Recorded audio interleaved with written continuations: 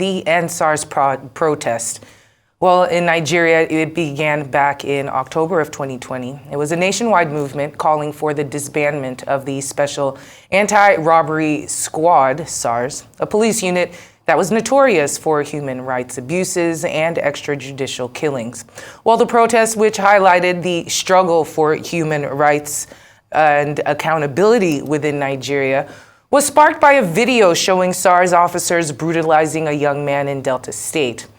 However, the protest was grossly misrepresented by the Nigerian government and a section of the media, and the government claimed that the protests were politically motivated and aimed at destabilizing the country. Some media outlets also portrayed the protesters as hoodlums and looters. In reality, the End SARS protest was a peaceful movement led by young Nigerians from diverse backgrounds, calling for an end to police brutality and demanding reforms in the Nigerian police force. The protesters used social media to mobilize support, to share their experiences, and document police abuses. The misrepresentation of the protests led to a violent crackdown by the Nigerian military, resulting in the alleged killing of unarmed protesters at the Lekki toll gate in Lagos, which sparked international outrage and condemnation. Well, Segun Awosanya, a human rights activist, he joins us now to discuss End SARS, how it was misrepresented by a section of the country, and the implications thus far. Thank you so much for joining us on Newsday. Thank you very much, Awa, for having me. The narrative that has been portrayed for the last, I'll say, 2 weeks or less is that protests are violent. There's no way around it, and we should avoid it at all costs. We have seen everyone from the president to his sister come out, his daughter, come out to beg Nigerians to stay in their homes and not engage in any type of protesting and to give the government 3 more years. Now, is this even legal? Is it fair? And will it have a backhanded type of result in garnering the ire of individuals who feel like, for a second time, they're not being listened to by the same government who tells them to tighten up and just wait 3 more years for things to improve? What's your thought on that?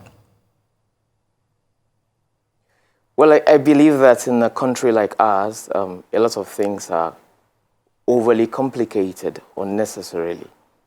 And what we're dealing with now is just a gap in communication between government and the people that they are meant to serve. It has always been like that. And for most, we always look at the prioritization of spectacle over substance. The substance of the End SARS Reform Police NG Advocacy, it's all about the objective of removing the culture of impunity and the end goal of reforming the Nigerian police system. It wasn't a protest. It was an advocacy that ran from 2017 all through to 2020 September, when the federal government passed the bills that were facilitated by the civil society organization into law. And this didn't just happen overnight. It happened based on engagement of all arms of government. So I will say that it was another form of protest, but it wasn't a street protest. It was more or less an advocacy that created a platform for parties to sit down and look at issues, both from historical context, both from intelligence and data-driven approaches that can actually bring long-lasting peace, while we were running self-funded intervention for those who have problems with the police. And that was how we were able to resolve that issue to the point where we have the Police Trust Fund 2019 and the Police Act 2020. It was within this period that we had a fracas in Delta State that was misconstrued as the killing of a young boy, which led to the trigger of the protest on the street. And it started very peacefully. I was involved in the protest initially, having been told that, look, the youth of the nation want to back up what you've been championing for years, And we appreciate what you're doing. We want to support you. I want to let the government know that you are not alone in this advocacy by sharing, about showing or demonstrating our discontent on the street because police seem not to have gotten the memo. So that was what led to that protest. And it was led by Fowles, Ron Town, and I I endorsed the protest. But with a caveat. With the caveat that if you look at the polity, it's a little bit heated. And there are a few people who may want to use the protest as a cover to do other things. So if you are showing your discontent, government already know the issues, laws have been passed, but they are yet to announce what they have done, what we have done at the table. So give them time, but let them know your discontent and then give them time while you return home. First day, second day, third day, things went well, but people wanted to remain on the street. People started funding all sorts. Different agitation started coming under. People who want same-sex marriage were pulling the agenda. People who want the government to leave started bringing up whatever it is that they wanted. And that was how a lot of things were lost in communication and the protest was hijacked. And I mentioned that as at the period, I warned them until I had to pull out of the entire thing to say, this is not what the End SARS Reform Police NG Advocacy is all about. Since that is what your protest is premised on, it's based on. Without that, nobody will come out for protest. But because they've trusted that brand, they've trusted that name, they trusted that advocacy, they are willing to add their own contribution to it by coming out to show the government that, look, we meant business. But now we've lost all that goodwill to various narratives. And that's exactly what is happening now. There are so many narratives out there, so many people making demands, so many groups saying one thing or the other. Government is confused about who is whose face is to be put on the protest. People are asking for ridiculous things that definitely will keep people on the street because it's more or less designed to be based on solely emotions. And discontent is never alone, to bring about change. You have to put something else behind there. You can't not demand for a change of constitution on the street and tell government to do that by fiat. There are processes. So the End SARS Reform Police Advocacy went through years of engagement, bill passing, checking, amendments, and the rest. So it's not something that you can easily do by fiat. So again, this is not to say that the narrative that tends to invalidate the right of citizens to protest, should hold true or should be reinforced. People have the right to protest. People have the right to assembly. People have the right to express themselves. But that right does not include infringing on the rights of others to their peaceful living in society. They have to go to their work. They have to do whatever they want to do. They don't have to be demonized for not supporting the protest, and so on. So what we're having now is a mixed reaction, mixed expression, and there's so many things. There's so many layers of agitations, all rolled up in one. So government have the right and the duty to say, if the only thing we are hearing is that there is a 10-day declaration of a day of rage. The initial protest that turned violence did not talk about rage. Yet, we ended up with rage, we ended up with violence, we ended up with a lot of things. And if you have read the report of the Judicial Panel of Inquiry, you will see the details out there that a lot of things that were said or were made popular, that were trending, were not actually true. So people, oftentimes allow their emotions to take the best of them. And I think what is missing here fundamentally is communication. And government need to do better in engaging the youth, in engaging the populace, in letting people know what they are doing. Because right now the youth of the nation feels they are not seen, they feel they are not heard, they feel they don't matter, they feel they don't have ownership in their own country, they feel that whatever it is that they are going through, government don't even care. And so something must connect the policies of government to the people that they are meant to serve. And in a nation where we have over 70% being youth under 40, I think government needs to do better. The question we need to ask ourselves here is simple. Where are the youthful people or youth being engaged by the government? Where are their voices? Why are they not connecting to the narrative that tends to enlighten the public on what government is doing as at now? Because as far as their peers are concerned, government is simply doing nothing and they don't matter to government. And that's why most of them are bent on showing their discontent, which is not illegal. But on the other hand, we have people who are promising violence, people who have listed names of people they want to destroy, people they want to snuff out, properties they want to burn. And so government cannot. They are government to everybody, including those who want to live peaceably. So that's why right now, their best advice, in my own opinion, my considered view, will be that, you know what, don't create any scenario where people will take advantage of what you're doing for good that is constitutionally backed for evil. So at the end of the day, we just want to maintain peace in our state, in the country. And so that's where the message is. You know, we just need to look through and look deeply into the correlations. You know, why is government speaking this way? Why is our youth speaking this way? So we can be able to find a common ground. Right now, there are two extremes.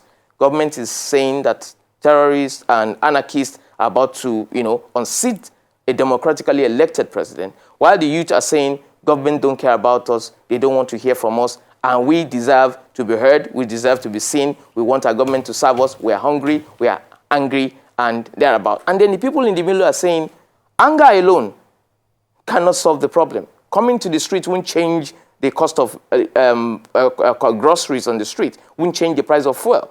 And then also government smacking down on people, clamping down on people, and talking down on people is not going to make these people have a change of heart. You need to meet them somewhere. So the common ground is the most important thing that we need to reach. And I believe and I hope that the media will be of help here.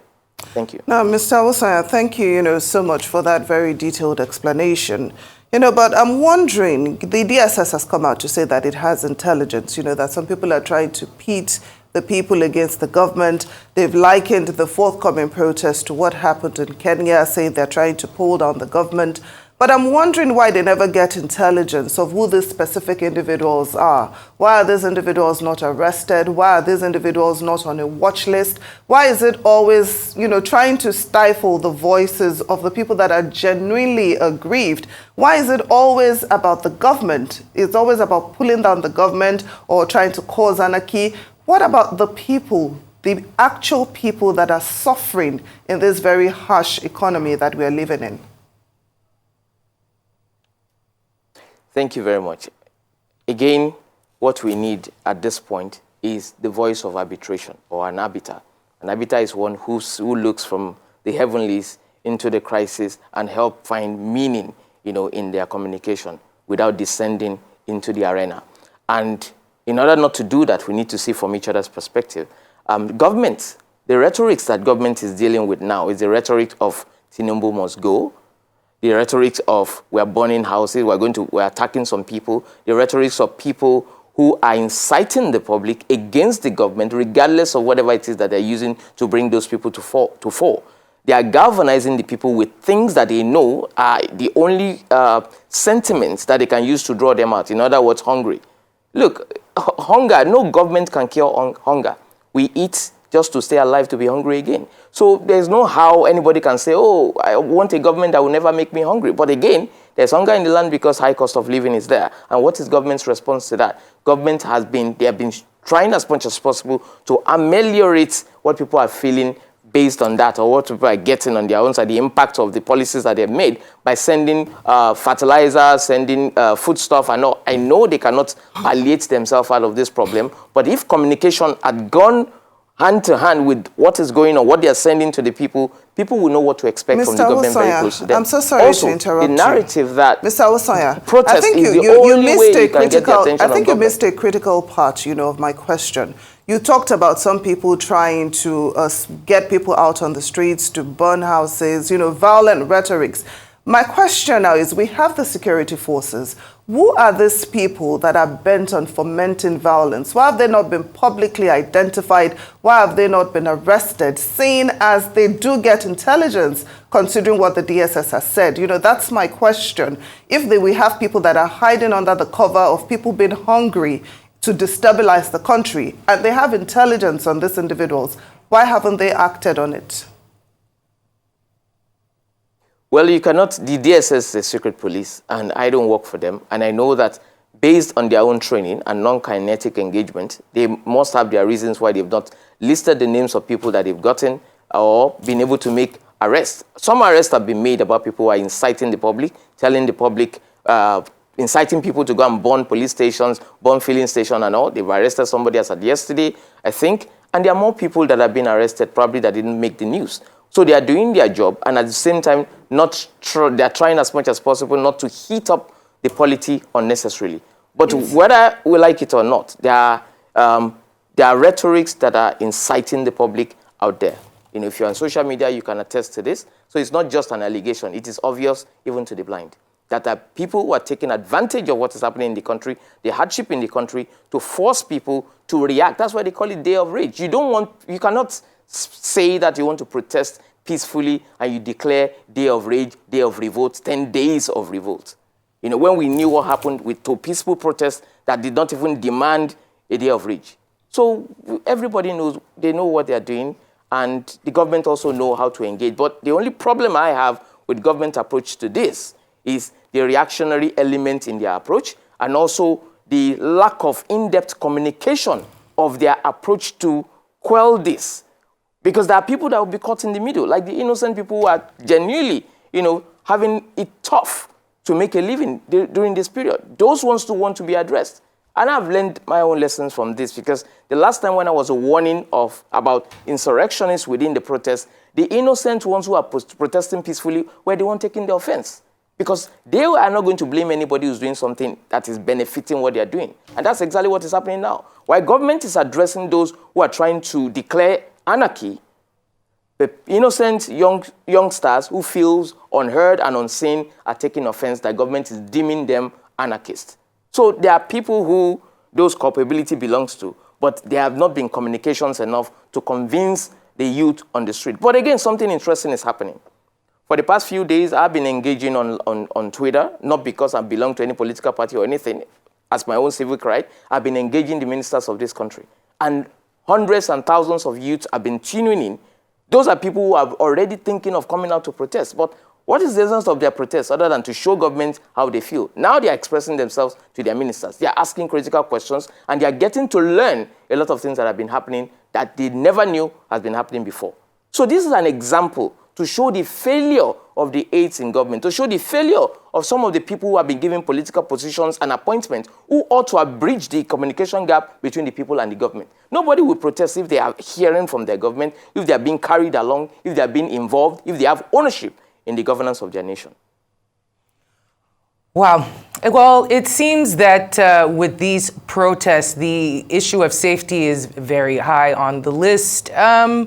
How do we make protests safe or safer? We know that the security operatives are supposed, well, in other climates, they surround the protests, they make sure that nothing goes out of hand. But we know here that they get hijacked by individuals who, are in Prado Jeeps and jump out and start to wreak havoc and say that they're part of the protest when we do know that they're part of the hijackers. How do we stop this situation, stop it from being hijacked? And what is the role of the security forces? Because we also know that the security forces are asking for individuals who are participating in the protests to register themselves at police stations. While some might see this as, harmless, others see it as a way of rounding up innocent individuals if and when things do go awry, and also an indictment on the intelligence and investigative efforts of the security services to fish out these culprits before things go bad. What I would say to that is simple. I will use my example. When I was calling for End SARS in 2017, I wasn't hidden. My pictures were out there. I was in Nigeria. My family, they were in Nigeria. And I was reporting myself at DSS stations anywhere I go. If I go to a different city, I will go there and say, in case you're looking for me, I'm not hiding, I'm here. Save Nigeria some money and arrest me here. And they say that they're not looking for me, that I should go about my business. So I was very open. I was very clear about what I wanted. And it was defined. There was an objective, there was an end goal. Right now, I can't see the objective of the protest myself. Even as a youth, I can say I'm youthful, I'm upwardly mobile, and I can't see the object of the protest. I've seen all the demands. They don't make sense in a lot of ways. And because it reeks of the fact that the people who are making these demands don't understand the essence of governance and how government works, number one. Number two, also shows that government have failed to engage these people. So the authorities themselves will say the best way to avoid problems or to complicate the problem is to avoid the protest altogether. But if you must protest, register, let us know who you are. So while you are conducting yourself, there's any other person who is going to come and cause any things you're doing or cause anything, any trouble, we can differentiate them from yourself. But again, I want to clear something else again. When you call for a national protest is not about a particular group or no. An Agbero or the hoodlums, they are citizens too. They have seen they've seen your flyers, they've seen what your demands are, and they have their own demands too as citizens. They too are hungry, and they too have the right to protest. So since it's a national protest, there's no discrimination. Everybody will interpret it the way they want, and they will do it the way they decide. And then they will not go to the police station to go and register. So they will do it under the cover of what you're doing. So if they break the law or do anything, you cannot deny not knowing what has happened. You have to take responsibility for their actions.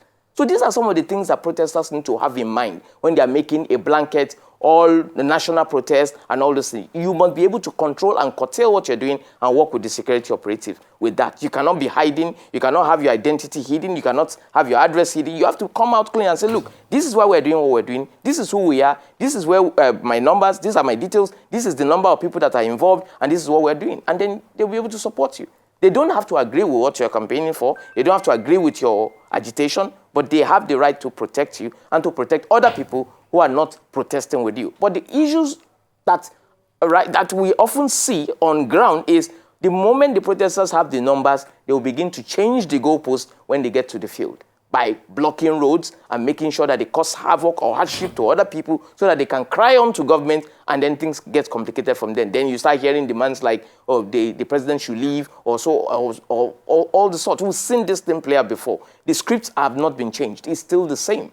And this is why the authorities are being very firm this time to say, we will not allow further destruction of our infrastructures in the state. We will not allow the destruction of the looting of properties and shops any longer. We will not allow the blockade of roads and all those things. So the government have the duty to protect citizens, especially those who are not protesting. And also those who are protesting also deserve to be protected, but they cannot afford to be anonymous while they're doing that. So we must just find common ground. If you must protest, know that you are leaving yourself up for vulnerabilities that will be exploited by people who are brainwashing folks, who are inciting folks, who have other ulterior motives, who just want the protest as a cover to do other things they want to do. And you must be willing to bear the consequences of that because you called for the protest. Protest is not the only way you can get attention of government. There are several other ways. I'm using advocacy, for example, to engage government, and we're seeing the result. If you can't copy that model, make alliances with people who have, robust models that cannot be exploited, that cannot be hijacked, that cannot be used to destroy the lives of other people.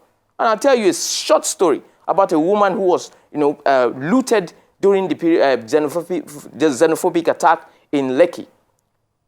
Xenophobic attack was in South Africa, but the reverberation got some people looted in Lekki. The same woman, before she could recover during End SARS, her shop was looted again. She was looted like 3 times in Surulere and in another branch in Lekki. Now, if that woman is hearing about protests now, do you think she's going to pray for the organizers of the protest when she has not been compensated for all that has happened to her? ShopRite in Lagos today have not been built. It's now a zoological garden as we speak. So what are we saying? Our forensic center has been burnt. We have a lot of losses exactly in Lagos, right now that the state have not recovered for. So no government will open their eyes and hear 10 days of rage and say, oh, well done. The Constitution has given you the opportunity to express yourself. Go ahead and burn my state all over again. Who is going to feel the pain? The same people who are crying of hunger, same people who are claiming to be angry. So the message here is, we are hungry, we are angry. Well, I'm so sorry to interrupt you, but we are completely out of time. We must find better strategies to engage the states. Well, we are completely out of time. Thank you so much for this very interesting discussion. You talked about finding a middle ground with the government.